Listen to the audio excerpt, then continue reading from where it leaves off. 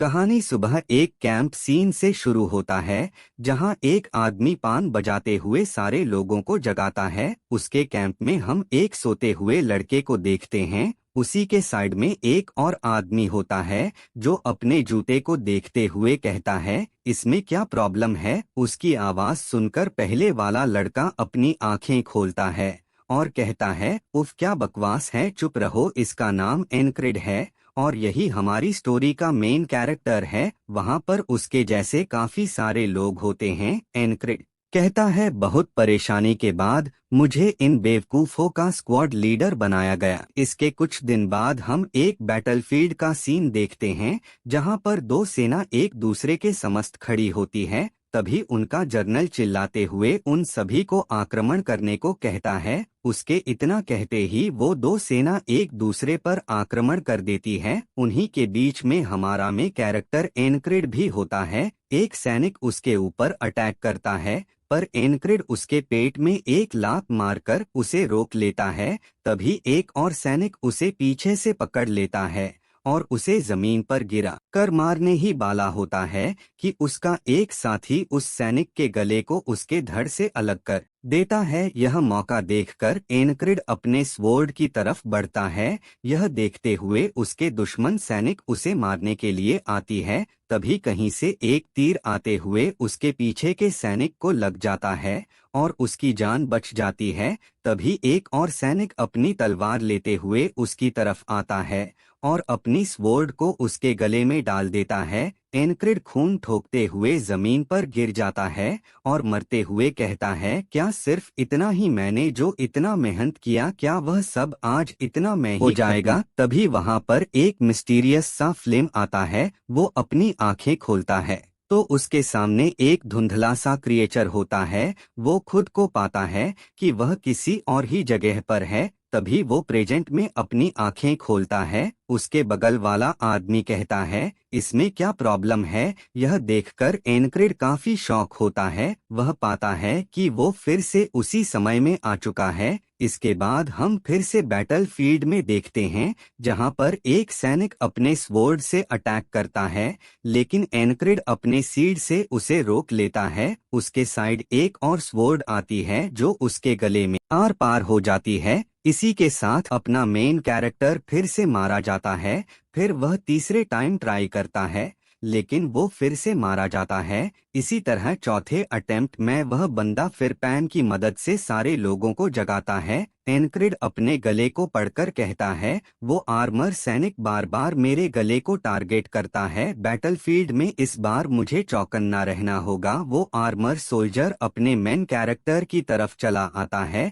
दोनों एक दूसरे के आमने सामने होते हैं। वो आर्मर सैनिक ऊपर अटैक करता है। एनक्रिड अपने नजरों से उसे देखता है और अंत तक देखता ही रहता है, लेकिन लास्ट समय में अपनी आंखें बंद कर लेता है। नहीं, मुझसे यह नहीं होगा, जिसकी वजह से वह सैनिक अपनी स्वॉर्ड उसके गले में डाल देता है। अरे नहीं, मैंने यह क्या कर दिया। मेरे इतने कोशिशें के बाद भी अब फिर से मर रहा हूँ। मुझे अपने स्वॉर्ड्समैनशिप में थोड़ा और मेहनत करना चाहिए था, या फिर मैं इस चीज के लिए बना ही नहीं हूँ। मुझे यह सब छोड़कर शांति से मर जाना चाहिए। यह सब बोलकर खुद को डिमोटिवेट कर रहा होता है। तभी उससे हल्की भारी सी आवाज में कोई कहता है, क्या तुम सच में यही सोचते हो। एनक्रिड उसकी तरफ देखता है। यह वही मिस्टीरियस सा क्रिएचर होता है। क्या तुम यही सोचते हो, तो खुद को हारता हुआ महसूस करो और हार मान लो।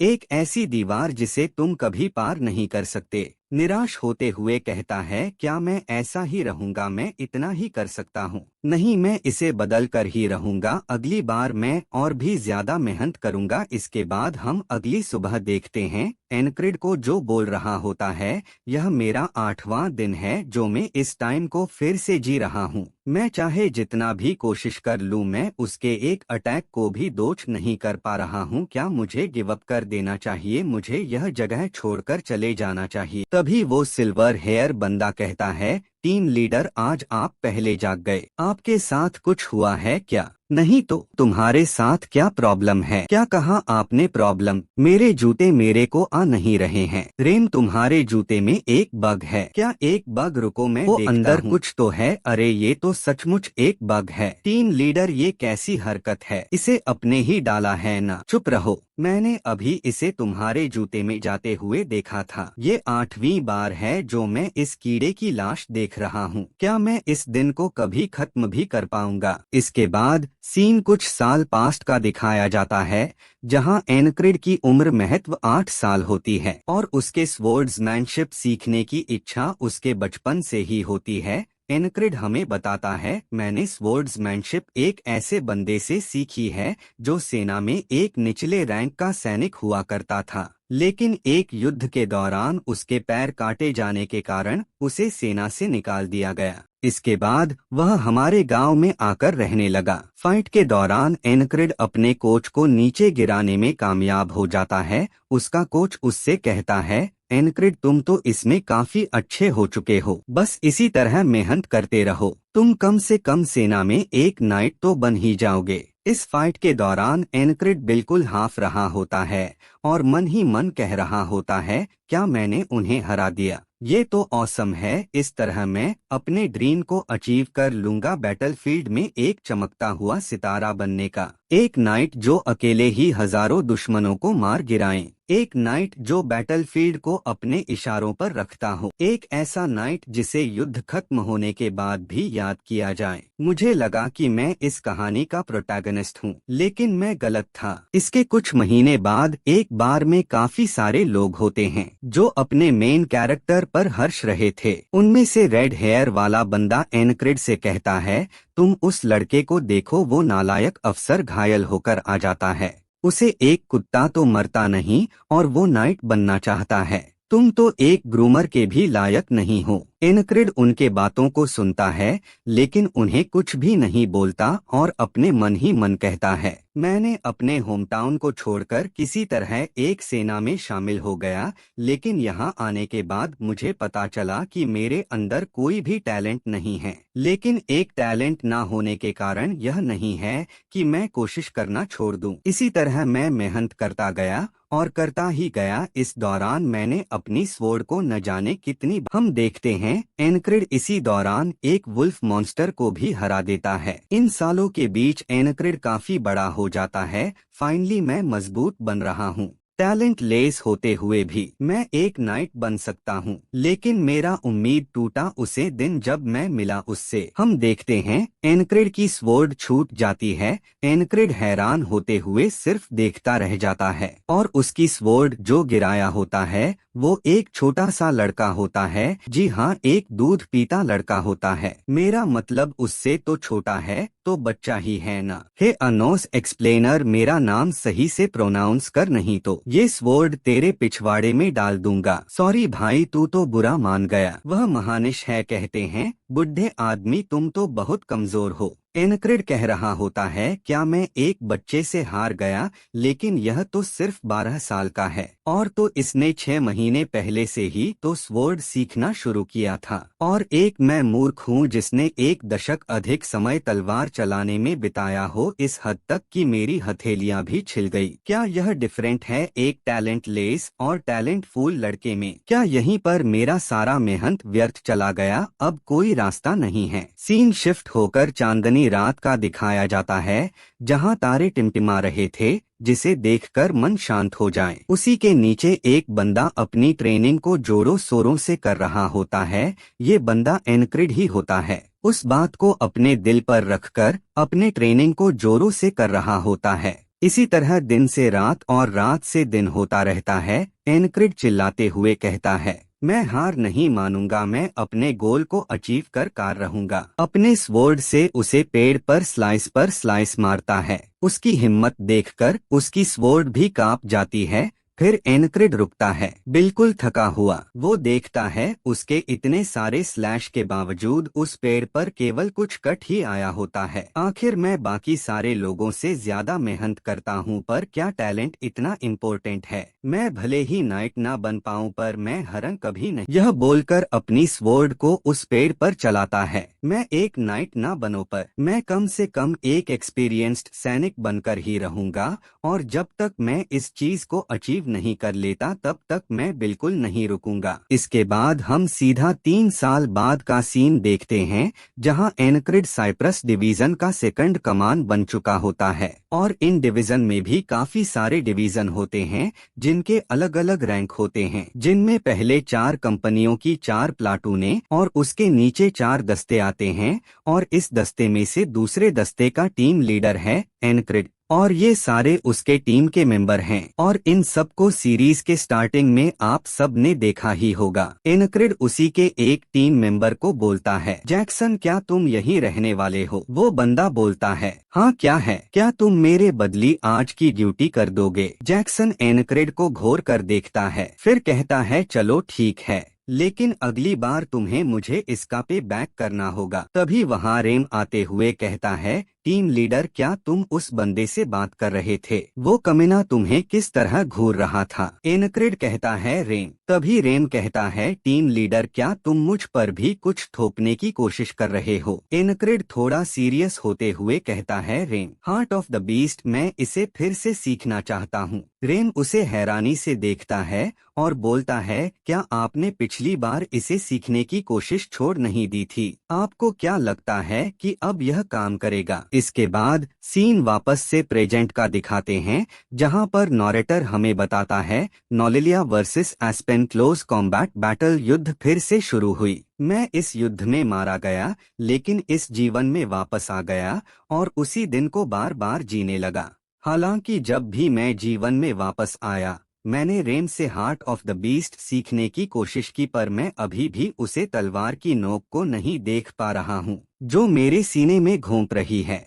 अगले दिन बैटल का होता है, जहां फिर से सारी सेना होती है, और मैं इसे बताकर आप सभी को बोर नहीं करना चाहता हूं, तो हम जल्दी जल्दी कहानी में आगे बढ़ते हैं, जहां सारे सेना जोश में आते हुए एक दूसरे पर आक्रमण कर देती है। एनक्रिड कहता है, यह मेरा इसी युद्ध क्षेत्र पर 21वां मौका है जिसे मैं ऐसे ही जाने नहीं दूंगा। यह बोलते हुए एक सैनिक को गिरा देता है।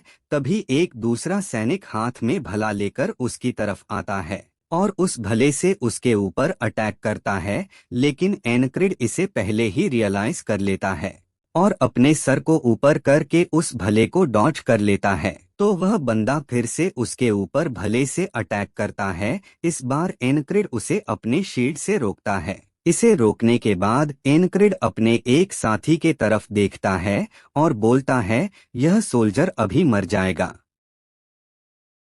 हम देखते हैं इस बंदे के तरफ एक तीर आ रहा होता है। एनक्रिड कहता है, नहीं मैं उसे नहीं मरने दे सकता। वो तीर उस बंदे को लगने वाला होता है, लेकिन एनक्रिड उसके सामने आते हुए तीर को अपने शील्ड से ब्लॉक कर लेता है। वो बंदा अपने ही हीरो को देख रहा होता है, तो एक सैनिक अपनी तलवार लेकर उसे मरने आता है, पर एनक्रिड अपनी तलवार से उस बंदे को मार डालता है। यह काम कर गया, मैंने उस बंदे को मारने से बचा लिया। मैंने आज अपना पहला लक्ष्य पूरा कर लिया। अब बचा क्या है? हाँ, वह बंदा दूसरे सैनिक के सीने में बेरहमी से अपनी स्वॉर्ड गोपता है और उसके सीने से निकालकर अपने एनक्रिड के तरफ करता है, कि मानो कह रहा हो कि अगली बारी तुम्हारी है। एनक्रिड उससे देखते हुए बोलता है, तुम बास्टेर्ड, तुमने मुझे कितनी बार मारा है, लेकिन इस बार नहीं। फिर वो रेम की बातें याद करता है, जहां रेम ने उससे कहा था, अगर तुम्हें हार्ट ऑफ द बीस्ट सीखना है तो तुम्हें अपने डर पे काबू करना सीखना होगा। आप अक्सर खतरनाक परिस्थितियों में अपनी आंखें बंद कर लेते हैं, तो चलो बिना आंखें बंद किए इसे रोको। नहीं रुको, ये तो बहुत फास्ट है। फिर रेम बोलता है, आपको बहादुर बनने की जरूरत है, इसलिए आसानी से उत्तेजित या अचंभित ना हो। अगर यह रियल फाइट में होता तो अभी तक आप मारे जाते। इसलिए एक ऐसा कमीना बनो जो मौत के बारे में कुछ भी ना जानता हो। क्या एक बीस्ट की तरह? हाँ, बिल्कुल एक बीस्ट की तरह। प्रेजेंट में वो आर्मर सोल्जर एनक्रिड के तरफ आ रहा होता है। एनक्रिड भी ठीक उसे ही देख रहा होता है और उसे देखते हुए कहता है, हार्ट ऑफ द बीस्ट, एक ऐसा जानवर जो मौत से ना डरता हो। क्या मैं मरने से डरता हूँ? नहीं, मैं मौत से नहीं डरता। मौत मुझे और भी ताकतवर बनाता है। यह कहते हुए उस आर्मर सोल्जर के अटैक से बच जाता है। एनक्रिड कहता है, ये बहुत करीब था, मेरा दिल जोरों से धड़क रहा है। वो आर्मर सोल्जर यह देखकर हैरान हो जाता है, फाइनली मैंने आज उसके अटैक को दोच कर लिया। अब ये मेरी बड़ी है उसके ऊपर अटैक करने की। वो सोल्जर उसकी तरफ घूमता है। एनक्रिड चिल्लाते हुए कहता है, तू मर जा बस्टेड। यह कहते हुए अपनी तलवार उसके ऊपर चलने वाला होता है, लेकिन वो सोल्जर एनक्रिड के गले को वापस से चीर देता है। अगले सीन में एनक्रिड उसी क्रिएचर के सामने होता है। वो अपने मन में सोचता है, मैं इस कभी ना खत्म होने वाले दिन में फंस गया हूँ। क्या मुझे सिर्फ निराशा ही मिलेगी? वो क्रिएचर उससे कहता है, क्या तुम हार मान रहे हो? तो आओ नाव पर चढ़ जाओ, अपनी कमजोरी को स्वीकार करो और हार मान लो। क्या हार मान लूं? नहीं, बिल्कुल नहीं, वो दिन कभी नहीं आएगा तुम बास्टेड। इसके अगले दिन एनक्रिड कहता है, मैंने अपनी आंखों से उसकी तलवार लास्ट तक देखी और उसे चकमा दिया। मैं एक एक कदम आगे बढ़ रहा हूँ बास्टर्ड, तू बस मेरा इंतजार कर। बैटलफील्ड में इस बंदे के हाथों 33वें बार मरने के बाद मुझे इसका अटैक समझ आ चुका है। मुझे उसकी तलवार मेरे पास पहुंचने से पहले ही बचना होगा। डेमिट, वो अभी भी बहुत फास्ट है। गर्दन कटने के बाद एनक्रिड जमीन पर बैठ जाता है। उसके गले में एक पेंडेंट होता है जो उसके अटैक से टूटकर नीचे गिर जाता है। एनक्रिड हमें उस पेंडेंट के बारे में बताता है कि एक गांव में कुछ बीस्ट ने अटैक किया, जिन सबको मैंने मार डाला। मैंने उनकी मदद करने का फैसला किया क्योंकि मेरा सपना एक नाइट बना था और एक अच्छा नाइट हमेशा कमजोरों की मदद करता है।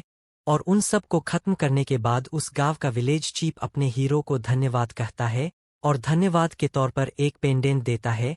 क्या एक पेंडेंट? वो ओल्ड मैन बताता है, ये कोई मामूली पेंडेंट नहीं है, इसने मेरे जीवन में मेरा काफी साथ दिया। तुम्हें देखने पर लगता है तुम्हारे जीवन में भी काफी सारी परेशानियां हैं। ये पेंडेंट तुम्हारे मुसीबतों में तुम्हारा साथ देगा। प्रेजेंट में एनक्रिड पेंडेंट को देखता है। क्या यही पेंडेंट आज के घटना को बार बार दोहरा रहा है, सिर्फ इसलिए कि मैं अपने सपने को पूरा कर सकूं? तभी वो सोल्जर अपने हीरो से कहता है, क्या तुम्हें दर्द हो रहा है? रुको, मैं तुम पर थोड़ा मर्सी करता हूं तुम्हें खत्म करके। क्या मर्सी माई एस, तुम बस एक खूनी हो जो लोगों को मारकर एंजॉय करता है। कहानी फिर से उस पहलू से शुरू होता है। एनक्रिड रेम को कहता है, रेम, मैंने तुम्हारे जूते में एक कीड़ा डाल दिया है। क्या कहा तुमने बस्टेड? तुमने अपना दिमाग खो दिया है क्या? बातें करना बंद करो और बाहर आओ। चलो आज का ट्रेनिंग करते हैं। क्या कहा ट्रेनिंग? आज इसे क्या हुआ? बाहर ट्रेनिंग में रेम अपने दोनों हाथों में कुल्हाड़ी लेकर उसके ऊपर बार करता है। एनक्रिड गौर से उसके मोमेंट को देखता है और लास्ट एक सेकंड में उसे दोच कर लेता है। क्या उसने दोच किया हो? आप इसमें अच्छे हो रहे हो, लेकिन आप पूरा दिन करते क्या हो जो आपकी फिजिक्स इतनी अच्छी हो रही है? ये जरूर से तुम्हारे ही ट्रेनिंग का असर है। हालांकि हमने बैटल करते करते 10 टाइम फाइट कर ली है, लेकिन इतनी जल्दी से तुम्हारी रिफ्लेक्शन नहीं बढ़ सकती। और अपने मन में कहता है, ये मेरा अनुभव है जो मैंने उन सभी फाइटों से सीखा है। रेम, शायद से ये मेरा लक है जो मैं सब कुछ इतनी जल्दी सीख रहा हूँ। वैसे भी इसमें हैरान होने वाली बात क्या है? तुम्हारा लक कब से इतना अच्छा हो गया? रेम, चलो एक और फाइट करते हैं। क्या एक और फाइट? चलो हाँ, क्यों नहीं। उसके अटैक को डोज करता है। इवन मैंने डिमैन ऑफ द बीस्ट सीखा भी लूँ तो भी मैं मारा जाऊंगा अगर मैंने अटैक करना नहीं सीखा तो। आखिर आप कब तक इससे बचोगे टीम लीडर? रेम, सही कह रहा है, आखिर मैं इससे कब तक बचूंगा? मुझे भी अटैक करना होगा, पर कैसे? मेरे पास उस बस्टेड की तकनीक है। टीम लीडर, आपकी रिफ्लेक्शन कितनी ही तेज क्यों ना हो जाए, लेकिन जब तक आप मेरे ऊपर अटैक नहीं करोगे इसका कोई मतलब नहीं है। रेम, तुमने सही कहा, मैं इस वाले अटैक में अपना सब कुछ लगा दूंगा। एनक्रिड तलवार को पीछे करके अपने पैर से एक स्टैंड लेता है। अब तुम क्या फूलिश कर रहे हो? एनक्रिड उस सोल्जर के अटैक पैटर्न को रेम के ऊपर ट्राई करता है, लेकिन रेम अपनी कुल्हाड़ी से उसे रोककर उसकी तलवार उससे दूर फेंक देता है। क्या मैंने अभी उस बस्टेड के अटैक को किया? मैंने उस बंदे के अटैक पैटर्न को कॉपी किया, या तो होना था उसके हाथों इतनी बार मर चुका हूं कि मेरा शरीर अभी भी उसे याद रखे है। क्या यार, इसमें कुछ खोने के लिए भी होना चाहिए था। खैर छोड़ो इसे। अब तक आपने मुझे जो कुछ भी दिखाया है, उसमें अभी जो आपने छोरा घूपने वाला अटैक दिखाया है, वो सबसे अच्छा है। लेकिन इसमें अभी भी कुछ गलतियां हैं जिसे आपको सुधारने की जरूरत है। बेशक आप जब भी यह अटैक करना तो अपनी स्वॉर्ड को टाइटली पकड़ना, जिस वजह से आपका अपोनेंट आपकी तलवार नहीं गिरा पाएगा। और एक चीज और, ये कुछ ऐसा है कि आप अपने आप पर बहुत संदेह करते हैं। आपको खुद पर थोड़ा भरोसा करना चाहिए। ठीक है, मैं इसे ध्यान रखूंगा। अगर तुम इसे अच्छे से मास्टर कर लो तो कोई भी बंदा इससे नहीं बच सकता। और ये याद रखे, आने वाले जंग में अपनी तलवार पर पकड़ ना खोए। भले ही रेम ने मुझे समझाने में काफी सारी गलतियां की, फिर भी मैं समझ गया कि उसका क्या मतलब था। अगले दिन बैटल में वो सोल्जर अपने तलवार से वार करता है, लेकिन एनक्रिड उसे अपने शील्ड से रिफ्लेक्ट करने की कोशिश करता है, लेकिन उसके बार में बहुत ही ज्यादा पावर होती है, जिस वजह से वो उसे रिफ्लेक्ट नहीं कर पाता है और उसक तलवार उसके गले में लग जाता है। डैम, उसके अटैक में बहुत ही ज्यादा पावर है। मुझे खुद पर और भी भरोसा करने की जरूरत है। मुझे उसे मारने के इरादे से तलवार चलानी होगी। तुम्हें इसमें जल्दबाजी करने की जरूरत नहीं है, इसमें धीरे धीरे ध्यान लगाओ। मैं इसमें धीरे धीरे ध्यान नहीं लगा सकता जबकि उसके हाथों इतनी बार मर रहा हूं। मुझे आगे बढ़ना ही होगा, भले ही ये एक एक कदम ही क्यों ना हो। इसी तरह 2 महीने बीत जाते हैं, पर एनक्रिड मरता ही रहता है। 3 महीने, 4 महीने, इस तरह दिन पर दिन बीतता रहता है। लेकिन फाइनली 124वें दिन एनक्रिड रेम के ऊपर अटैक करने में कामयाब हो जाता है। रेम उसके इस अटैक से थोड़ा चौंक जाता है। एनक्रिड इस अटैक को करने में अपनी सारी ताकत लगा देता है। क्या तुम पागल हो गए हो? तुम्हारे हाथों से खून बाहर आ रहा है। तुम पागल आदमी, इस तरह हंसना बंद करो। एनक्रिड उस अजीब से हंसी में कहता है। फाइनली मैंने उस कमीने के वार को काबू कर लिया। एनक्रिड चिल्लाते हुए उस बंदे के ऊपर वार करता है। वो बंदा भी अपनी तलवार से उसके ऊपर वार करता है। एनक्रिड अपनी तलवार सीधा उसके निक पर मरने की कोशिश करता है, पर उसका तलवार उसके हेलमेट से टकराकर रिफ्लेक्ट हो जाती है और उस सोल्जर का बार उसके गले में लग जाता है। सेठ, मेरा पहला प्रयास बर्बाद हो गया, लेकिन मैं अपने पलके नहीं झपकाऊंगा।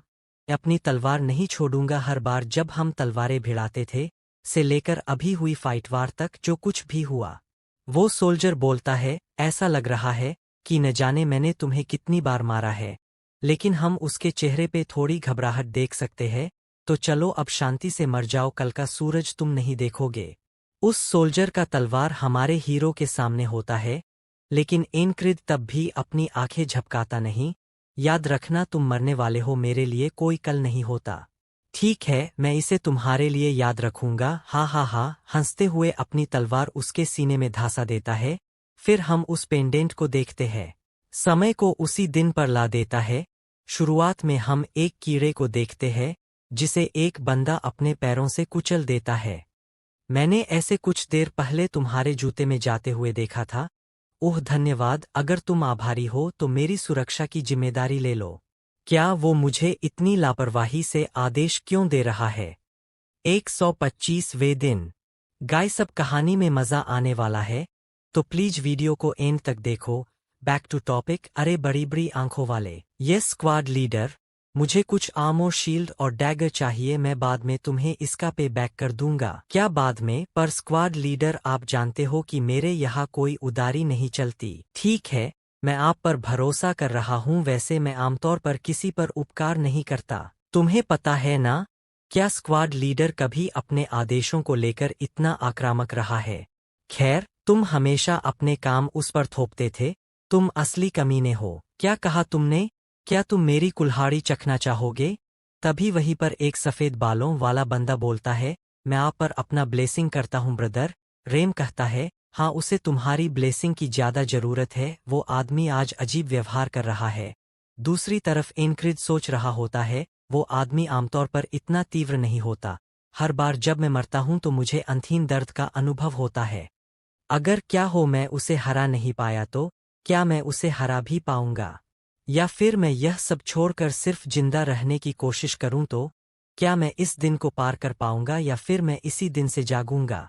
मैं अब पहले से ज्यादा ताकतवर हो चुका हूं, पर क्या मैं इससे खुश रहूंगा? नहीं, ये मेरे लिए कोई ऑप्शन नहीं है। मुझे इसे पार करना ही होगा। यह मेरे सामने एक वॉल है जिसे मुझे पार करना है। मैं इसे अपनी तलवार घोंपना चाहता हूँ। एनक्रिड अपनी तलवार से उस पेड़ पर काफी सारे गरहे कर देता है। आई वोंट अबैंडन, मैं उसे नहीं छोड़ूंगा। इस तरह एक ऐसा मोमेंट आता है जब वो अपनी तलवार से उस पेड़ के 2 टुकड़े कर देता है।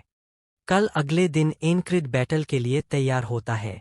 सीने पे डैगर, पैरों में आर्मोर, हाथों में शील्ड और आंखों में बदले का जुनून लेकर। फिर कुछ सोल्जर वॉर हॉर्न बजाते हैं।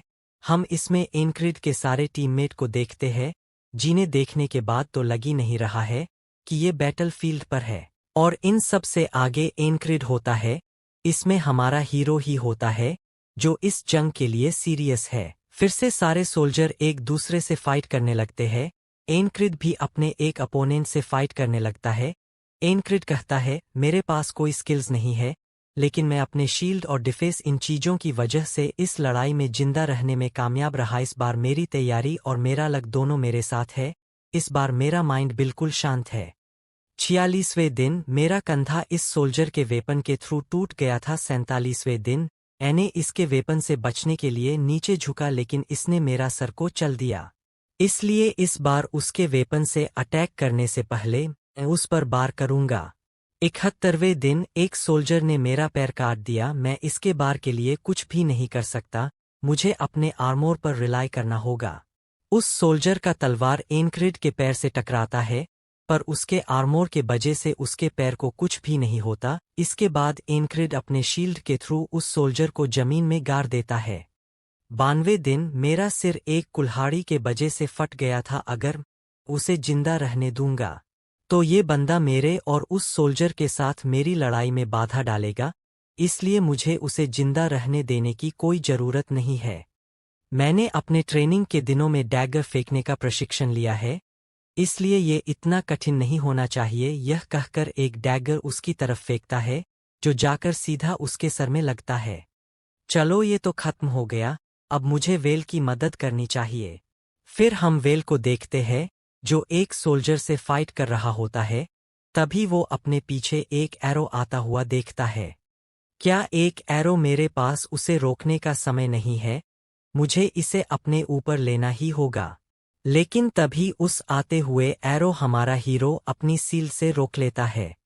स्क्वाड लीडर, आप यहाँ क्या कर रहे हो? यह बोलना ही है कि उसके सामने वाला सोल्जर अपनी तलवार से उसे मारने वाला होता है, पर एनक्रिड उसी समय उसके गले को काट देता है और कहता है, अब मुझे उस वॉल डॉट को पार करने का समय आ गया है। वो सोल्जर भी अपनी शार्प आंखों से हमारे हीरो की तरफ देखता है। हमारा हीरो भी उसे देखता है। दोनों आमने सामने होते हैं। फिर वो सोल्जर अपनी तलवार से हीरो के ऊपर एक बलो देता है, जिसे एनक्रिड अपने शील्ड से ब्लॉक करता है। लेकिन उसके अटैक में इतना ज्यादा पावर होता है कि उसके एक ही अटैक में वो शील्ड टूट जाती है। सिर्फ उसके अटैक ब्लॉक करने से कुछ नहीं होगा, मुझे उसे हराने के लिए कोई मौका ढूंढना होगा। फिर से वो सोल्जर अपनी तलवार से एनक्रिड के ऊपर अटैक करता है, लेकिन इस बार एनक्रिड अपनी तलवार से उसे रोकता है और अपने मन में कहता है, दिखने में तो यह सोल्जर नॉर्मल सा है, लेकिन इसकी ताकत किसी अन्य सैनिक से काफी ज्यादा है। लगभग इसका लेवल प्रोडिजी का तो होगा ही। क्या वो मेरे बार को अभी भी रोक रहा है? मुझे लगा कि वो मेरे ऊपर अटैक करने आ रहा था, फिर अभी उसने उससे रोका क्यों? लगता है इसके पास एक्चुअल फाइट का अनुभव नहीं है, इसलिए वो सिर्फ डिफेंस पे ध्यान दे रहा है। पर तभी एनक्रिड उसे गलत साबित करते हुए उसके सिर में एक हेडबर्ड मार देता है। फिर वो अपने पैर में रेत लेकर उसके आंखों में झोंक देता है और इसके बाद उसे मारने की कोशिश करता है। लेकिन वो सोल्जर आंखों में रेत जाने के बाद भी अपनी आंखें बंद नहीं करता और अपने हीरो को देखते हुए वो भी उस पर अटैक करने के लिए जाता है और अपनी तलवार उसे भौंकने की कोशिश करता है, लेकिन एनक्रिड अपनी गर्दन साइड करके उससे बच जाता है, जिस वजह से वह सोल्जर थोड़ा दूर चला जाता है। पर उसी समय वो सोल्जर घूमता है, एनक्रिड भी उसकी तरफ घूमता है। मुझे अब पता चल गया मुझे क्या करना है। वो सोल्जर अपनी तलवार उसकी तरफ करता है, एनक्रिड अपनी तलवार उसकी तरफ करता है। एनक्रिड कहता है, मैं इसमें सब कुछ लगा दूंगा। दोनों की तलवार एक दूसरे से टकराती है, पर इस जगह पर हीरो का लक काम करता है और उस सोल्जर की तलवार टूट जाती है।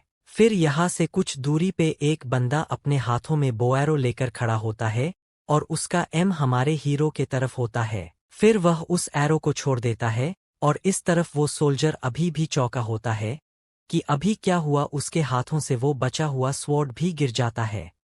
फिर एनक्रिड उसे देखते हुए कहता है, फाइनली मैं जीत रहा हूं। पर हम देखते हैं उस बंदे का एरो हमारे हीरो के बिल्कुल नजदीक आ चुका होता है और उसे लगने वाला होता है। पर उसी समय एक कुल्हाड़ी आकर उस एरो को लगता है और वो एरो उसी समय दो टुकड़ों में टूट जाता है। फिर से हम इस सोल्जर की तरफ देखते हैं जिसके गले में एक तलवार घुसी होती है। रेम चलते हुए कहता है, मैं उस एरो बस्टेड को नहीं छोड़ूंगा, मैं उसे मरने जा रहा हूं। तभी जैक्सन रेम को बोलता है, बहुत देर हो चुका है, अपनी ताकत बर्बाद मत करो। दूसरी तरफ एनक्रिड अपनी तलवार उस सोल्जर के गले में डाले होता है। वो सोल्जर तो इस समय भी चौंका होता है। इस समय वो सोल्जर इतना चौंका होता है कि उसके गले से चीख भी नहीं निकलती। बाकी सारे सोल्जर अभी भी एक दूसरे को मार रहे होते हैं और वो सोल्जर हमारे हीरो के सामने घुटने पे होता है। उसे इस हाल में देखने के बाद एनक्रिड चैन की सांस लेता है। फाइनली इतनी बार मरने के बाद आज यह बंदा उसी जगह है जिस जगह में हुआ करता था। नियति हमें वापस से आज इस जगह लाई है, बस फर्क इतना सा है कि इस बार तुम मेरे हाथों मर रहे हो। चलो मैं तुम्हारे लिए इसे आसान बना देता हूँ। ये कहकर अपनी तलवार से एक स्लैश लगा देता। दूसरे सीन में हम उसकी गर्दन हवा में उड़ते हुए देखते हैं। उस सोल्जर को मरने के बाद हीरो अपने चेहरे पर एक बड़ी सी खुश मिजाज स्माइल करता है। इसके बाद हम उस दीवार को देखते हैं जो टूटकर नीचे गिर रहा होता है। उस दीवार के दूसरी तरफ हीरो अपने घुटने पे रहता है। फाइनली मैंने उसे दीवार को पार कर लिया, पर उसका ये समय ज्यादा देर तक नहीं टिकता क्योंकि उसके पीछे कोई चीज आकर बहुत ही जोर से हिट करता है। हम उस बंदे को देखते हैं जिसने यह चीज फेंका होता है। वो एनिमी कुछ ज्यादा ही अजीब होता है। एनक्रिड ब्लो खाने के बाद चीखते हुए जमीन पर गिर जाता। रेम कहता है, एस्कोड लीडर खुद को संभालो, तुम फ्रॉग वॉरियर। उफ, मेरा हाथ टूट गया। बो फ्रॉग वॉरियर हीरो को बोलता है, मैंने इसे बड़ा करने में काफी मेहनत किया था। मैं विश्वास नहीं कर सकता कि तुम जैसे किसी ने उसे हरा दिया। आवेश में एनक्रिड कहता है, तुम्हें दिखाई नहीं देता क्या उसे मैंने मारा है? अच्छा तो उसे तुमने मारा है तो अब मरो। पर बीच में रेम जाकर उसके अटैक को रोक लेता है।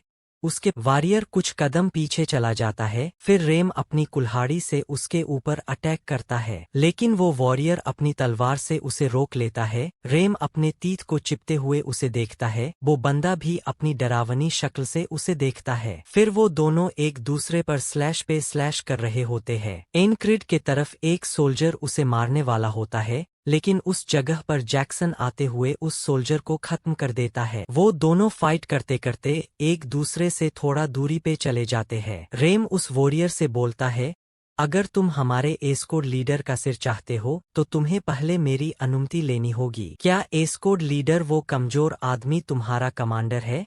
तुम नहीं। रेम अपने मन में सोचता है, फ्रॉग्स वॉरियर रेस ये सिर्फ युद्ध के लिए ही पैदा हुई है और ये वॉरियर काफी स्किल लग रहा है। मुझे किसी तरह इस कमबख्त फ्रॉग को हराना होगा। और दूसरी तरफ ये वॉरियर भी सोच रहा होता है कि ऐसे तुच्छ बैटलफील्ड में एक इसके जैसा वॉरियर क्यों है? क्या ये सच में उस आदमी को बचाना चाहता है? रेम अपनी एनर्जी निकलते हुए कहता है, अगर तुम्हें हमारे एस्कोड लीडर को मारना है तो तुम्हें अपनी जान जोखिम में डालनी पड़ेगी। ये बैटलफील्ड इसके लायक नहीं है कि मुझे अपनी जान जोखिम में डालनी पड़े। अभी के लिए तो मैं जा रहा हूँ, हम अगली बार फिर मिलेंगे। ओ कायर, तुम कहाँ जा रहे हो? रुक जाओ। दूसरी तरफ जैक्सन एक सोल्जर से फाइट कर रहा था, पर रेम वहां आते हुए उस सोल्जर को मार देता है और जैक्सन से कहता है, अपने पीछे देखो। एक सोल्जर जैक्सन को मरने की कोशिश करता है, लेकिन सफ़ेद बालों वाला बंदा उस सोल्जर को मार देता है। इसी तरह उसके सारे टीममेट एक दूसरे को मदद करते हुए बाकी सारे सोल्जर को मारते हैं और अपने एस्कोड लीडर को बचाते हैं। एनक्रिड उन्हें फाइट करते हुए देखता है और यह भी कि वो किस तरह मेरी मदद कर रहे हैं। दुश्मन सेना खुद को हारता देख वहां से भागने लगती है। एनक्रिड खुद को जीतता देखा अपनी आंखें बंद कर लेता है। फिर वो चारों तरफ अंधेरा देखता है। तभी वहां पानी गिरने की आवाज आती है। जो आवाज सुनकर एनक्रिड अपनी आंखें खोलता है, वो खुद को उसी जगह में पाता है। तभी उस क्रिएचर की आवाज अपने हीरो के कानों में सुनाई देती है, तुम एक दिन जीवित रहने में कामयाब रहे, लेकिन बस इतना ही, क्योंकि तुम इसका सामना नहीं कर पाओगे। वे दीवार आपके रास्ते में आती रहेगी। तुम्हारी किस्मत निराशा और हार मान लेना है। मैं अपने भाग्य को बदलना चाहता हूँ। मैं कभी जिस दीवार को पार करना चाहता था, आज उस दीवार को पार कर चुका हूँ। आगे मेरे लिए ऐसी दीवारें आते रहेगी, पर मैं फिर भी उन्हें पार करता रहूंगा। वो क्रिएचर बोलता है, मैं बेसब्री से उस दिन का इंतजार करूंगा जब वे आंखें और महत्वाकांक्षा से भरी हो। पूरी तरह से अपना प्रकाश खोते हुए एनक्रिड बेड पे अपनी आंखें खोलता है। उसके पूरे शरीर में बैंडेज लगा होता है। वो अपने चारों तरफ देखते हुए कहता है, यह कौन सा जगह है? देखने में तो ये मेडिकल कैंप लग रहा है। उस जगह पर रेम भी होता है, जो उससे कहता है, तुम पिछले 2 दिनों तक सो रहे थे, अब तुम कैसे हो? वैसे मैंने तुम्हें उस कमीने फ्रॉग से बचाया था, तुम्हें याद है ना? क्या फ्रॉग? ओ हाँ, मुझे थोड़ा थोड़ा याद है, पर मेरा सर क्यों दर्द कर रहा है? अंत में मैंने उस सोल्जर को हरा दिया था और उसे हराने के बाद वो वॉरियर आया था। यह हैरानी की बात है कि मैं बच गया, और ये चीज अपने मन में ही कहता है। रेम बोलता है, हाँ ऐसा हो सकता है। डॉक्टर ने कहा था आपके शरीर पर ज्यादा गंभीर चोटें नहीं आई है, लेकिन तुम्हारा सर बुरी तरह से हिल चुका है। वैसे तुम्हें मैं तो याद होना कि हम कितने अच्छे दोस्त थे। मैंने कभी नहीं कहा कि हम दोस्त हैं। वैसे मुझे नहीं पता था कि तुम इतने अच्छे नोबल हंटर हो। अरे चुप रहो, यहाँ काफी सारे लोग हैं।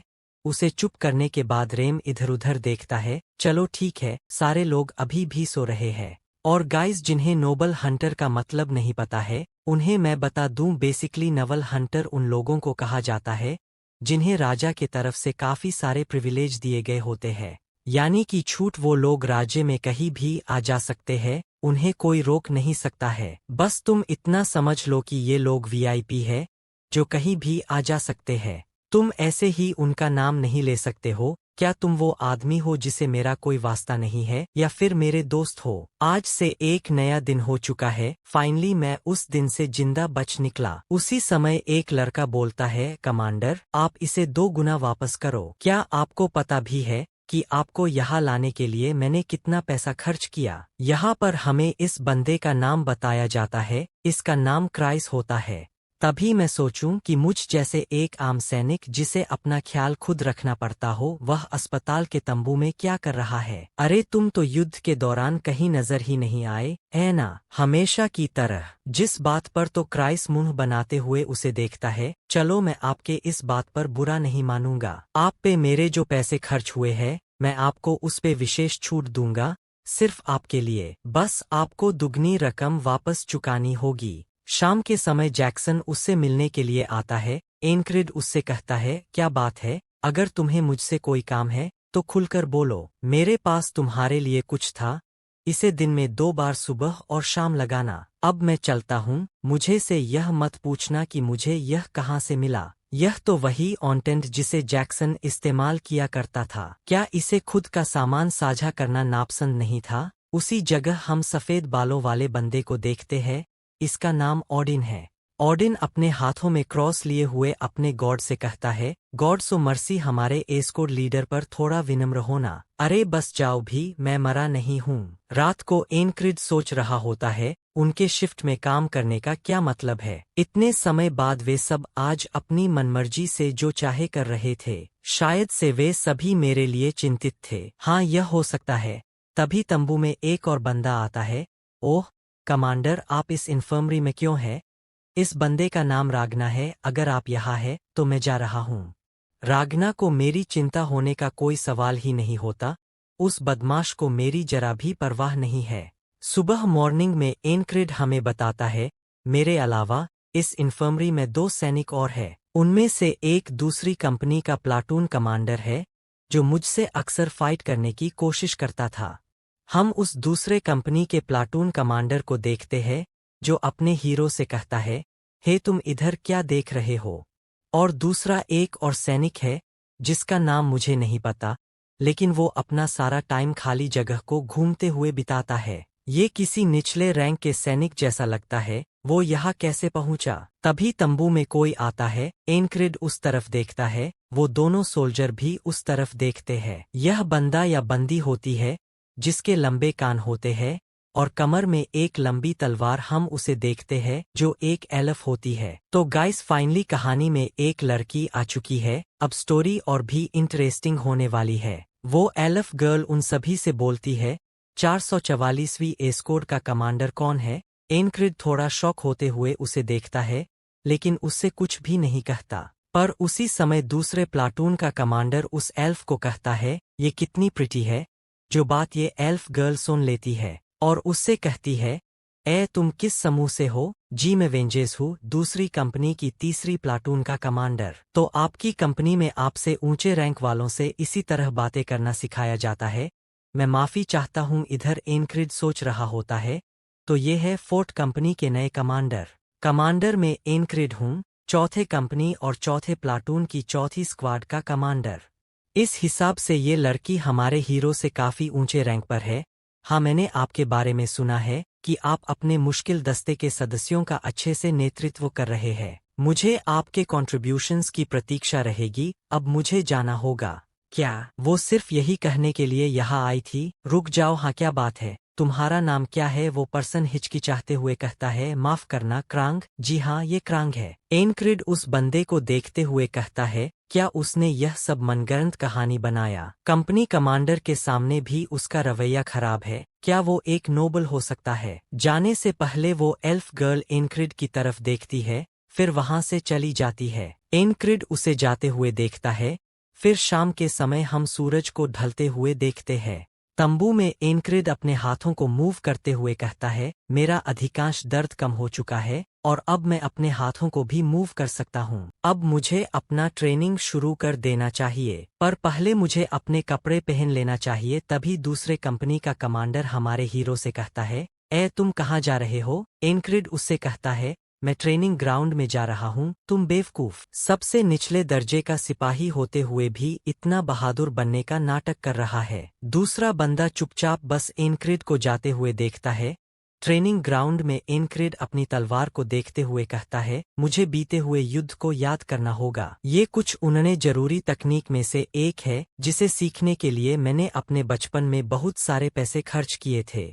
उस समय मैं सोल्जर के ऊपर अटैक करने से पहले सोच रहा था, मेरा कुछ सेकंड में किया गया आखिरी हमला भी अगर नाकाम हो गया होता तो क्या होता? मुझे अपना सारा नियंत्रण एक ही जगह लगाना होगा, नहीं तो आने वाले समय में अगर वह एक हमला भी नाकाम रहा तो मैं मर जाऊंगा। रेम के कुल्हाड़ी से किए गए सभी हमले जानलेवा थे। मुझे यह प्रिडिक्ट करना होगा कि मेरे अपोनेंट का अगला वार क्या होने वाला है। आप कड़ी मेहनत कर रहे हो, वैसे मुझे नहीं पता तुम क्या कर रहे हो। इन्फर्मरी में तुम्हारे हाथ लगातार कांप रहे थे, पर अब तुम यहाँ आकर खोए खोए से बैठे हो। मैं अपनी तलवार पर और भी ताकत से पकड़ बनाने की कोशिश कर रहा हूँ। मेरे साथ पिछले युद्ध में जो कुछ भी हुआ मैं उसे ध्यान लगाने की कोशिश कर रहा हूँ, पर तुम ऐसा क्यों कर रहे हो? ताकि मेरी बात ना लगे। और अगर तुम्हारा यह तकनीक काम नहीं आया तो वैसे तुम जिंदा रहकर करना क्या चाहते हो? एनक्रिड बोलता है, मैं क्या करना चाहता हूँ, मेरे भी कुछ सपने हैं जो मैं बनना चाहता हूँ। ये मेरा सपना है, लेकिन मैं जब भी किसी को अपने सपने के बारे में बताता हूँ तो वो लोग मुझ पर हंसते हैं। एक सपना जिसे मैंने अपने बेकार टैलेंट के साथ ही पीछे छोड़ दिया, लेकिन मेरा वो सपना जिसे पूरा करने की इच्छा कभी खत्म नहीं होगी। एक नाइट बनने का। क्या एक नाइट बनना? मैं ऐसा बंदा पहली बार देख रहा हूँ जो मेरी कहानी सुनने के बाद मुझ पर हंसा नहीं। तुम मुझे ऐसे क्यों देख रहे हो? नहीं, कोई पहला पर्सन देख रहा हूँ जो मुझ पर हंसा नहीं। अरे मैं तो भूल ही गया था, मुझे कुछ काम है, मैं चलता हूँ। आपको देखने के बाद मुझे समझ आ गया कि मुझे क्या करना है। एनक्रिड उसे जाते हुए कहता है, यह पर्सन कुछ अजीब था, वैसे तुम नाइट बनो तो मेरा नाम याद रखना। दोस्त, अगली सुबह कुछ लोग एक जगह इकट्ठा होकर एंजॉय कर रहे थे। उनमें से एक बंदा गाना गाते हुए कहता है,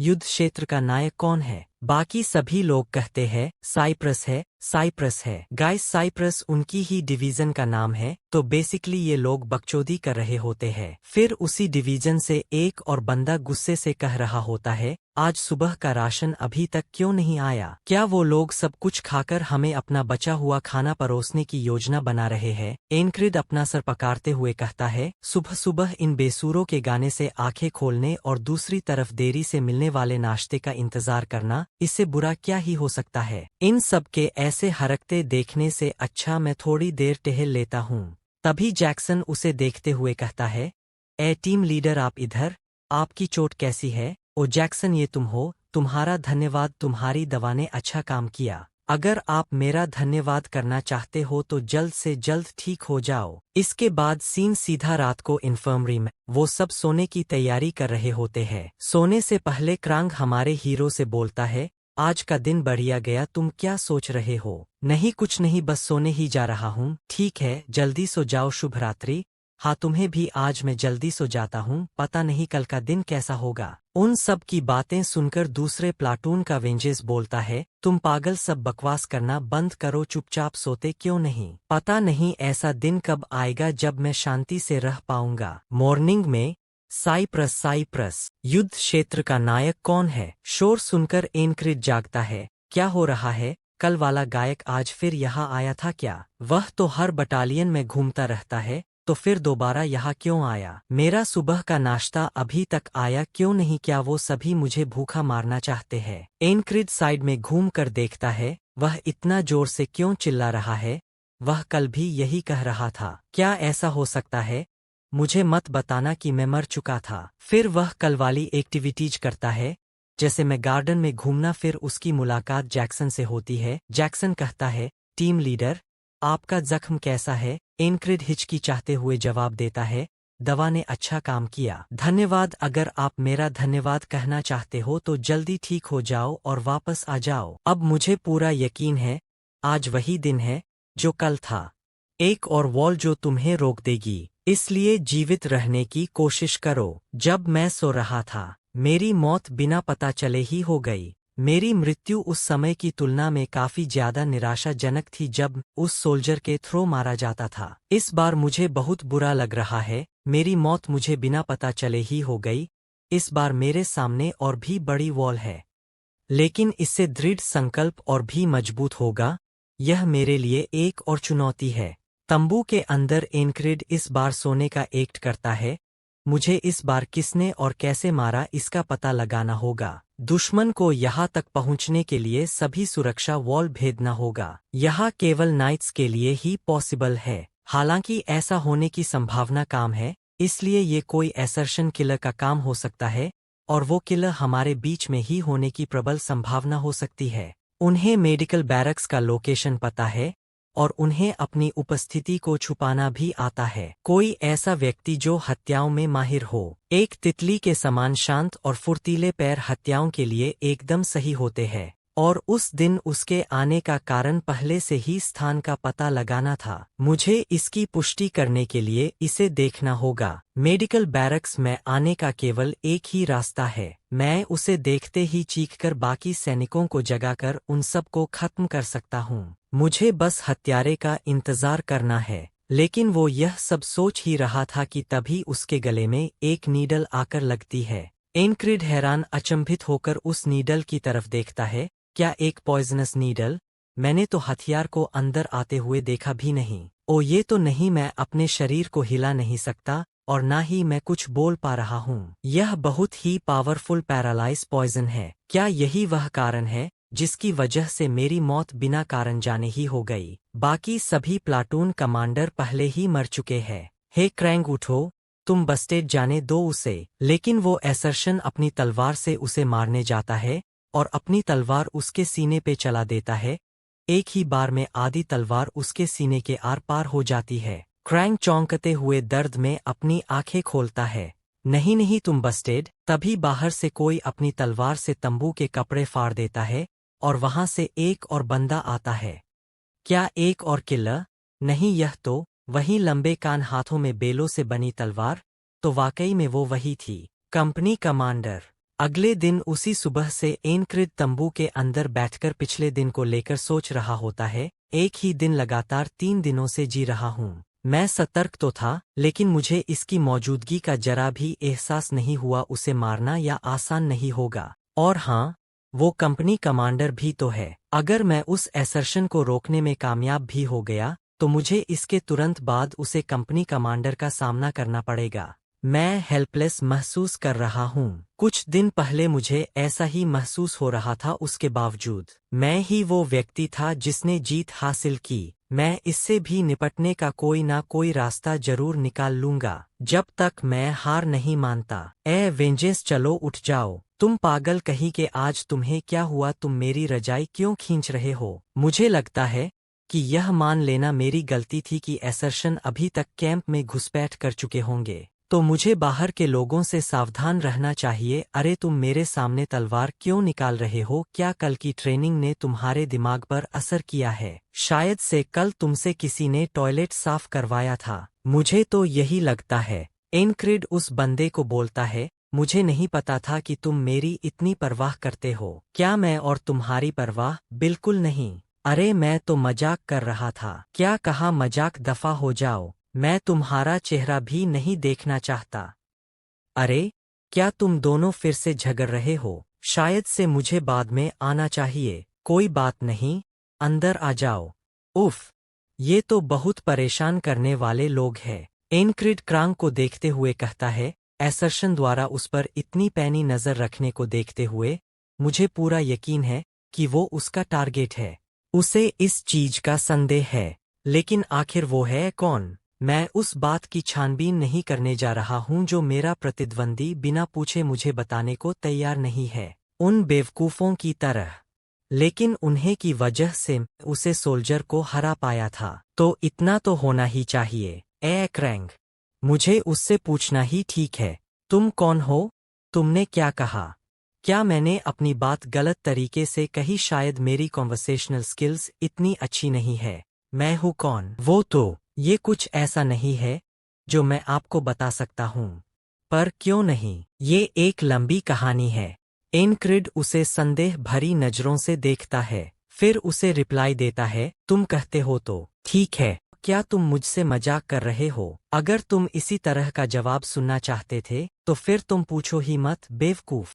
तुम क्रैंग हो या क्रैब या फिर जो भी कुछ हो, तुम्हारे तौर तरीके को देखकर तो पक्का लगता है कि तुम इस देश के नहीं हो। सच बताओ, तुम किस देश के जासूस हो? जिस बात पे तो क्रैंग उसे घूर कर देखता है, जो देखकर वेंजेस की फट जाती है और उसके नजदीक जाकर उससे बोलता है, मैंने ना तो राजे के साथ विश्वासघात किया है और ना ही भविष्य में कभी करूंगा। मैं उसकी आंखों में देख सकता हूँ, वो सच कह रहा है और उसकी हरकतें भी यही बताती है। लेकिन उसके शरीर से निकलने वाली ऑरा किसी नाइट जैसी है। तुम वही रुक जाओ। क्या तुम्हें अपने हायर अप से इसी तरह बातें करनी चाहिए? क्रांग उससे कहता है, माफ कीजिएगा सर। वैसे क्रांग एक नाइट नहीं है, क्योंकि वो भी उस असर्शन के सामने शक्तिहीन था, पर फिर भी वो जरूर से कुछ छुपा रहा है। रात को क्रांग हमारे हीरो से कहता है, शुभ रात्रि एनक्रिड। हाँ, तुम्हें भी। इस बार वेंजेंस ने कुछ भी नहीं किया। वो पहले हुई घटना की वजह से क्रांग से अभी भी डर रहा है। इस बार वो अजीब तरीके से शांत है। अगर इस समय असर्शन यहाँ घुस आए तो हम सब मारे जाएंगे। मुझे उनका सामना करने के लिए अब तैयार हो जाना चाहिए। वेंजेंस एनक्रिड को बेड पे से जाता देख उससे कहता है, तुम सोने के बजाय कहाँ जा रहे हो? असर्शन जल्द ही इस जगह पर हमला करने वाले हैं। अगर तुम जीना चाहते हो तो मेरी मदद करो। तुम क्या बकवास कर रहे हो? लगता है तुम सचमुच पागल हो चुके हो। ये दोनों कितने बेफिक्र होकर सो रहे हैं। मैं इनसे यही उम्मीद कर रहा था। तो तुम यहाँ हो? क्या असर्शन आ गया? एनक्रिड इतना ही कहता है कि एक नीडल उसके गले को काटते हुए आगे निकल जाती है। इतना ही समय में वो असर्शन वेंजेस के गले में एक और नीडल मारता है और उसी समय क्रांग के सीने में अपनी तलवार डाल देता है।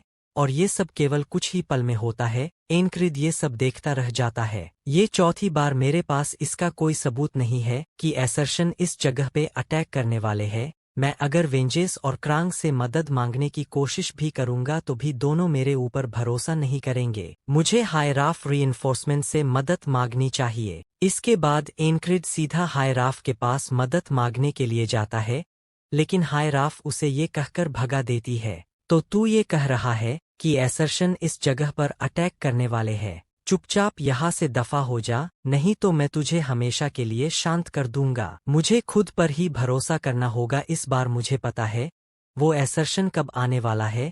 उसके अंदर आते ही मैं चीख कर सबको उठा दूंगा। क्या अब? ये नहीं, शायद से ये वही है। हाँ अब। इतना कहते ही वही नीडल उसके गले में लगता है। Damn it! ये तो हद से ज्यादा तेज है।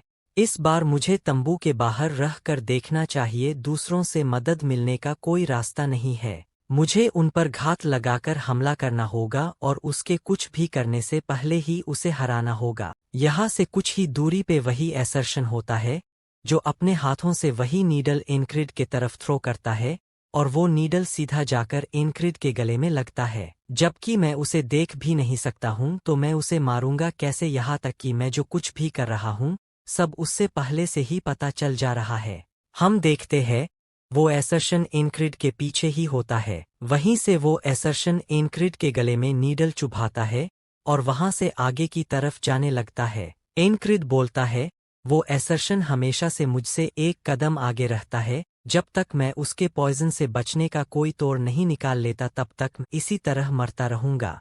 20वें दिन एनक्रिड अपनी तलवार को टाइटली पकड़े हुए कहता है, आज 20वीं सुबह है। मैं फिर से कुछ भी नहीं कर पाया। मैं लगातार पिछले आधे महीने से मर रहा हूँ, लेकिन ये इतना बुरा भी नहीं है। पिछली बार की तुलना में मैं केवल 20 बार मर चुका हूँ। मुझे सबसे पहले उसके पॉइजन नीडल से बचने का कोई तरीका सोचना होगा। उसके बाद मैं उनसे निपटने का कोई तरीका खोजूंगा। उनके हमले से बचने का एक ऐसा तरीका जो उन्हें रिएक्ट करने से भी तेज हो। वहीं पे जैक्सन अपने धारेदार नाइफ को साफ कर रहा होता है। एनक्रिड जैक्सन को देखते हुए कुछ याद करता है कि उसने रेम से जैक्सन के अटैक्ड पैटर्न के बारे में पूछा था, जिस पे रेम उसे बताता है जैक्सन विकृत जंगली बिल्लियों की तरह हमले करता है। पर तुम उसे इन्हीं सभी नामों से क्यों पुकारते हो? क्योंकि वो एक धूर्त कमीना है। वो एक डर्टी फकिंग विकृत मानसिकता वाला व्यक्ति है। वो कभी भी अपने दुश्मनों से सीधे तौर मुकाबला करने की कोशिश नहीं करता। उसे दुश्मनों पे पीछे से अटैक कर जाने में मजा आता है। क्या इससे आपको कुछ याद नहीं आता? एक धूर्त और विकृत जंगली बिल्ली का। प्रेजेंट में जैक्सन एनक्रिड को कहता है,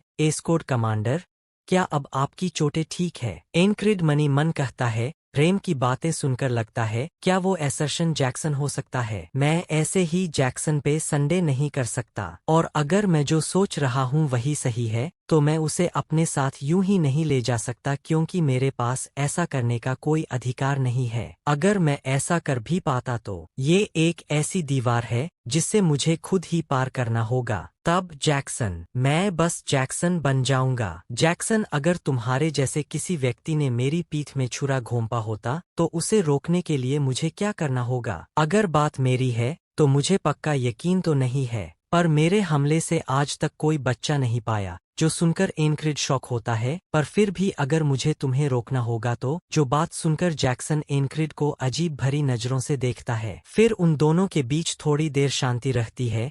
फिर जैक्सन बोलता है, तो फिर इसके लिए आपको सर के पीछे भी आंखें चाहिए होगी। क्या आंखें? मेरे सर के पीछे? इसका क्या मतलब है? हाँ, बिल्कुल सही समय है। क्या आपको वो गाड़ी दिख रही है? तुम्हारा मतलब वो गाड़ी जो तंबू के पीछे है? क्या इतनी दूर की चीज उसे कैसे दिख गई? क्या सचमुच उसके सर पे भी आंखें हैं? वो अभी गिरने वाला है। और उसके इतना कहते ही सचमुच उस गाड़ी की व्हील निकल जाती है और वो गाड़ी वाला गिर जाता है। ये देखकर एनक्रिड काफी अचंभित होता है। क्या तुम फ्यूचर भी देख सकते हो जैक्सन? तुमने उस गाड़ी वाले व्यक्ति के साथ बहुत ज्यादा समय बिताया होगा। एनक्रिड कहता है, तुमने ये कैसे किया? अपनी कानों के वजह से मुझे गाड़ी के व्हील से चरमराहट की आवाज सुनाई दी। अगर आप अपने आसपास की आवाज सुन सकते हैं तो आप यह अनुमान लगा सकते हैं कि आगे क्या होने वाला है। उसने इतनी धीमी आवाज कैसे सुनी? यहाँ तक मुझे भी उसकी आवाज सुनाई नहीं दी। मूलतः आपको अपने आसपास की चीजों को महसूस करने के लिए देखने की आवश्यकता नहीं है। आप अभ्यास करने के लिए अपने आसपास की आवाज़ों को सुनने की कोशिश कर सकते हैं। अपने सेंसेस को तेज करने और अलग अलग आवाज़ों को पहचानने की कोशिश करें। यह एक अच्छा विकल्प है, पर पहले तो तुम मुझसे ठीक से जवाब देने में भी बहुत आलसी लगते थे। हाँ, मैं आलसी ही हूँ, लेकिन तुम्हारे पीछे पड़े रहने से बेहतर है कि मैं इसे आपको बता ही दूँ। पता नहीं क्यों आजकल आप बहुत बदले बदले से लग रहे हो। इन दिनों आप अपनी ट्रेनिंग पे काफी ज्यादा ध्यान दे रहे हो। मुझे नहीं पता है कि आपके साथ क्या हुआ है, बस आप हार मत मानना स्क्वाड लीडर। रात को तंबू में एनक्रिड सोते हुए सोच रहा था मुझे अपनी दूसरी वॉल को भी पर करना होगा। वो एसर्शन अपनी नीडल को इस तरह फेंकता है कि वो हल्की सी भी आवाज किए बिना सीधा जाकर टारगेट को हिट करती है। अगर मैं उसे महसूस कर सकूं तो मैं जीत सकता हूं। मुझे अपने आसपास की आवाजों से उसका पता लगाना चाहिए। रेगुलर फुटस्टेप्स, ये आवाज पेट्रोलिंग टीम की है और ये आवाज मशालों की है। उसके कुछ ही दूरी पे वो एसर्शन तंबू के ऊपर से जंप करता है। तंबू के अंदर एनक्रिड अभी भी उसका पता लगाने की कोशिश करता है। दूसरी तरफ वो एसर्शन जमीन पर लैंड करता है। एनक्रिड कहता है, उस कमीने की आवाज कहाँ है? अगले सीन में वो एसर्शन वहां से गायब हो जाता है और उसका पॉइजनस नीडल सीधा जाकर एनक्रिड के गले में लगता है। क्या मैं नाकाम रहा?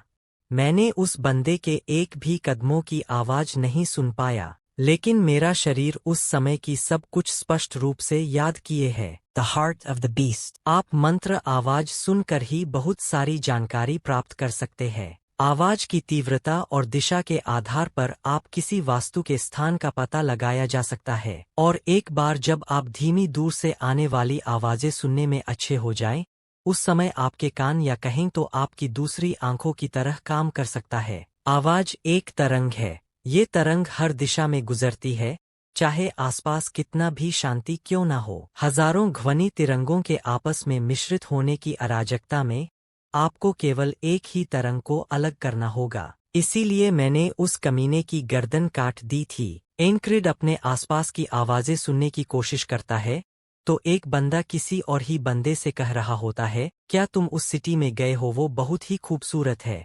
तो उससे दूसरा बंदा कहता है, बिल्कुल नहीं, वो धोखेबाज कमीना। हाँ, इन आपस में उलझी हुई ध्वनि तरंगों के बीच कौन कौन सी आवाजें मिश्रित होती है, मुझे उन्हें सुनना, वर्गीकृत करना और अलग करना होगा। झंडे। मुझे तो अब भी ये एक बड़े झंडे की तरह ही सुनाई देते हैं। यहाँ कितने लोग थे? 7 या 10। दाएं से बाएं 3 बंदे मेरे करीब है और 2 बंदे मुझे से दूर है। हवाएं दाएं से बाएं की तरफ जा रही है। जानी पहचानी आवाजें और अपरिचित लोग। तभी उससे कोई कहता है, एनसीआई। आवाजें सुनकर एनक्रिड अपनी आंखें खोलता है। ये बंदा क्रांग होता है। अपने एनक्रिड को कहता है, तुम ये किस चीज की ट्रेनिंग कर रहे हो? एनक्रिड सोचता है, क्या एनसीआई? हाँ, आपका नाम एनक्रिड है, इसलिए मैं आपको एनसीआई कहूंगा। क्यों, ये ठीक है ना? एनक्रिड कहता है, ऐसा नहीं है, लेकिन अगर तुम यही कहना चाहते हो तो ठीक है। मैं यहाँ एक मूर्ख की तरह बैठा हूँ, क्या ये तुम्हें ट्रेनिंग जैसा लगता है? आप समय बर्बाद करने वाले मूर्ख तो नहीं लगते हैं, ऐ ना? एनक्रिड क्रांग को देखते हुए पिछले दिन को याद करता है। वो नीडल एनक्रिड गले में घुस जाता है, पर एनक्रिड खुद की चिंता ना करते हुए क्रांग के तरफ देखता है, जहां वो एसर्शन अपनी तलवार उसके पेट के अंदर डाले होता है। फिर अपनी तलवार निकलता है। क्रांग बेसैनी दर्द से चीखता है। मैं उसे फिर से नहीं रोक पाया। वो एसर्शन शांति से आता है, बिना शोर किया, और क्रांग को मारकर चला जाता है। मुझे इस बार भी कुछ नहीं सुनाई दिया। अब मुझे इस वॉल को पार करने के लिए और अनुभव की आवश्यकता नहीं है। अब मैं अपनी आंखें बंद करके भी उस बंदे का पता लगा सकता हूँ। ये हवा जो दाएं से बाएं दिशा में जा रही है और उस हवा के बीच कुछ फ्लाई कर रहा है, ये एक बर्ड हो सकता है। फिर वो बर्ड किसी चीज का सहारा लेकर रुकती है। एनक्रिड इसका आभास करते हुए बताता है, वो इस वक्त मेरे पीछे है। अब मुझे क्या करना होगा उस एसर्शन को रोकने के लिए? इस समय एनक्रिड अपनी आंखें खोलता है। क्रांग। ये देखकर क्रांग शॉक होता है। अचंभित होते हुए कहता है, तुम्हें पता कैसे चला? मैं तो चुपके से तुम्हारे पास आ रहा था। तुमने यह पता कैसे लगाया कि ये मैं ही हूँ? मेरे आने से पहले आपकी आंखें बंद थी। आप अपनी धारणा की ट्रेनिंग कर रहे हैं, है ना? तुम्हें ऐसा क्यों लगता है?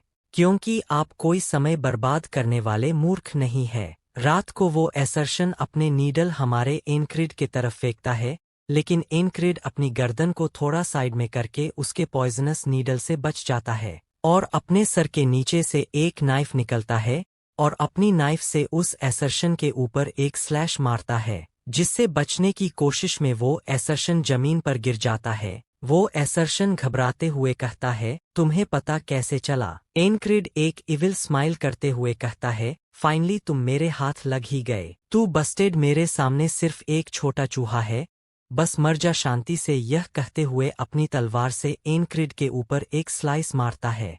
एनक्रिड उसके स्लाइस से बचते हुए कहता है, ये बंदा यकीनन उस आर्मर सोल्जर जितना स्ट्रांग नहीं है, मैं उसके हमले से बच सकता हूँ। बाकी सभी क्या कर रहे हैं? इस एसर्शन ने वेंजेंस को नीडल कब मारा? क्रांग अभी भी जिंदा है। क्रांग उठते हुए अपनी तलवार लेता है और सामने की तरफ देखते हुए कहता है, ये क्या हो रहा है? फिर उन दोनों के फाइट में एनक्रिड कहता है, मुझे अपनी सतर्कता कम नहीं करनी चाहिए, भले ही ये बंदा अभी भी एक नोबी हथियारा है। वो एसर्शन एनक्रिड को चकमा देते हुए एक छुपे हुए नाइफ से हमला करता है, लेकिन एनक्रिड उससे बचने की कोशिश करता है, पर उसके नाइफ से थोड़ा घायल हो जाता है। उफ, मुझे इसे काम नहीं आंकना चाहिए। तभी कंपनी कमांडर तंबू का कपड़ा अपनी तलवार से फाड़ती है। एनक्रिड उस तरफ देखता है, नहीं वो भी आ रही है। तंबू का पूरा कपड़ा फाड़कर कंपनी कमांडर तंबू के अंदर आती है। कमांडर को देखकर एनक्रिड अपने नाइफ से हमला करने जाता है, मुझे उस पर पहले बार करना होगा, नहीं तो मैं मारा जाऊंगा। पर कमांडर अपनी स्पीड की मदद से वहां से गायब हो जाती है। पीछे से वो एसर्शन अपने बहुत सारे नीडल उन सभी पर मारता है। ये सभी नीडल एनक्रिड और क्रांग की तरफ जाता है। एनक्रिड उन्हीं नीडल से बचने के लिए सोचता है, लेकिन मैं कुछ नहीं कर सकता, मैं इस वक्त गलत पोजीशन में हूँ। तभी कंपनी कमांडर एनक्रिड के ऊपर से जंप करते हुए उसके आगे चली जाती है और वो सभी नीडल को अपने केव की मदद से उन सभी नीडलों को रोक लेती है।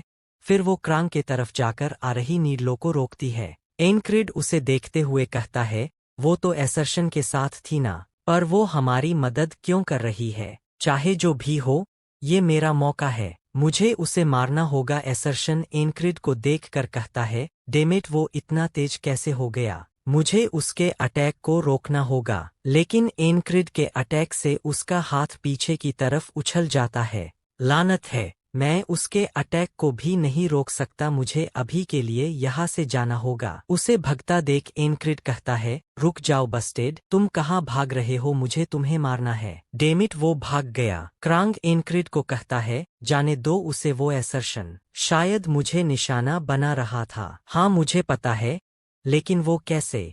मेरे जैसे निकम्मे को कौन ही मरने के लिए एसर्शन को पैसे देगा या फिर मुझसे बदला लेगा? कमांडर कहती है, वैसे आप कह तो सही रहे हैं, लेकिन इस फाइट के दौरान आप उस एसर्शन पर भारी पड़ रहे थे।